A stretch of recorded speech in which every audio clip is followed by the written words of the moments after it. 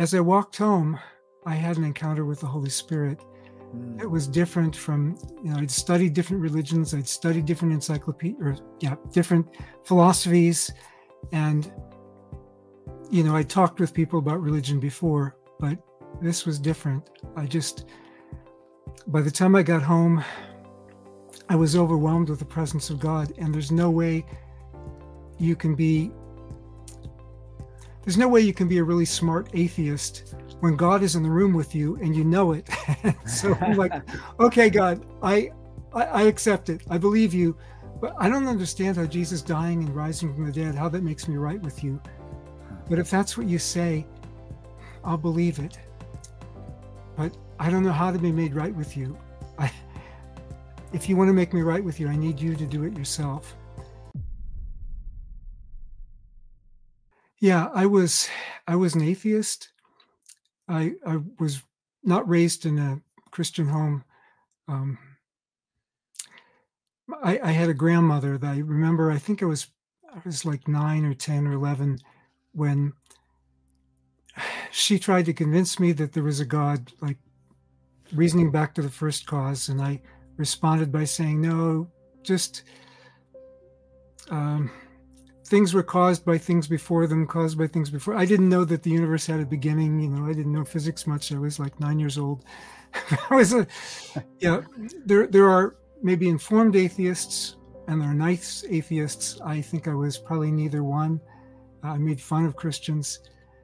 But one day, some people came and shared the gospel with me, that Jesus died to make me right with God and rose again to make me right with God. And they were showing me this from the Bible, and I'm like, you guys, I don't believe in God, so why would I believe in the Bible? So we got into a debate for like 45 minutes. They didn't give me good evidence. So I believe in evidence. I mean, I'm a professor. I try to encourage my students. I grade them on how they deal with historical evidence and so on. But they gave me the gospel. I mean, some of the people who probably had the best evidence weren't out in the street sharing with people like me who never would have stepped foot in a church. And as I walked home, I had an encounter with the Holy Spirit. It was different from, I'd studied different religions, I'd studied different different philosophies, and, I talked with people about religion before, but this was different. By the time I got home, I was overwhelmed with the presence of God, and there's no way you can be a really smart atheist when God is in the room with you and you know it. So I'm like, okay, God, I accept it. I believe you, but I don't understand how Jesus dying and rising from the dead, how that makes me right with you. But if that's what you say, I'll believe it. But I don't know how to be made right with you.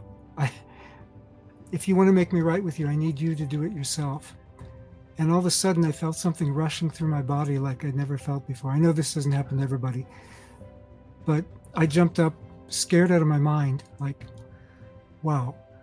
Well, I always said, one reason I didn't believe in Christianity was that back then 80% of the country claimed to believe in Jesus, but they didn't live like it made a difference. And I said, if I ever believed that there was a God, I would give him everything. I did believe. I still had my intellectual questions. I still had to go back and seek answers for those. The little kids in Sunday school knew more about the Bible than I did, so I had to cramming, and I had never read the Bible. I'd read a little bit of Genesis 1 once and was like, oh, I can't believe this. So, but now I had to go back and read the Bible, and yeah, it was but I determined that I was going to follow Jesus, and that was the beginning of my Christian life, like 45 years ago or so, following Jesus and getting deeper in relationship with him as the years go by, through seeing his acts of grace in miracles, through seeing his acts of grace and bringing me through times of testing. Yeah, he's faithful. Yeah. Anyway, my experience 2 days after my conversion, now that I was a Christian, I walked into a nearby church where sometimes the pastor had seen me when I was younger running on the way to school, and in the rain, and he'd pull over and give me a ride.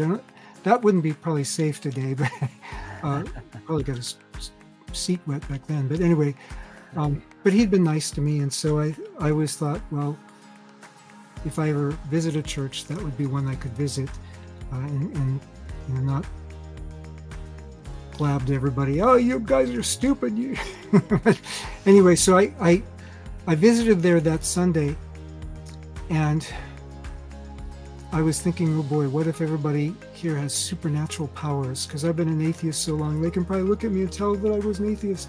They actually didn't have supernatural powers, for which I was quite grateful at that point. But that night, well, I went in the morning. I got there later than the service began, well, later than the Sunday school began, but they invited me to come back that night. I came back, and the pastor said, now, you told me today that you had gotten saved. Are you sure you're saved? I said, well, I don't know if I did it right.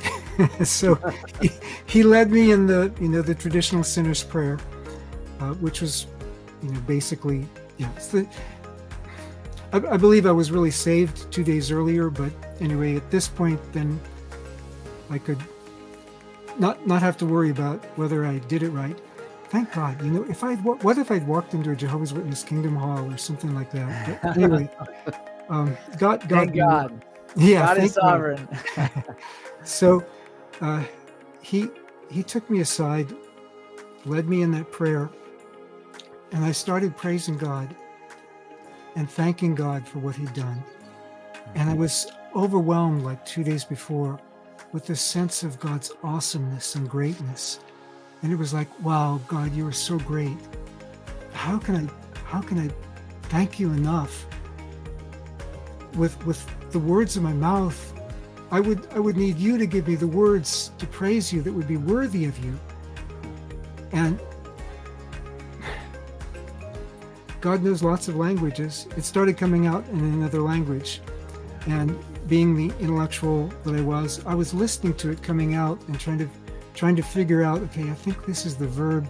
This sounds like the intensive form of a vocative, and listening to all this stuff. Yeah.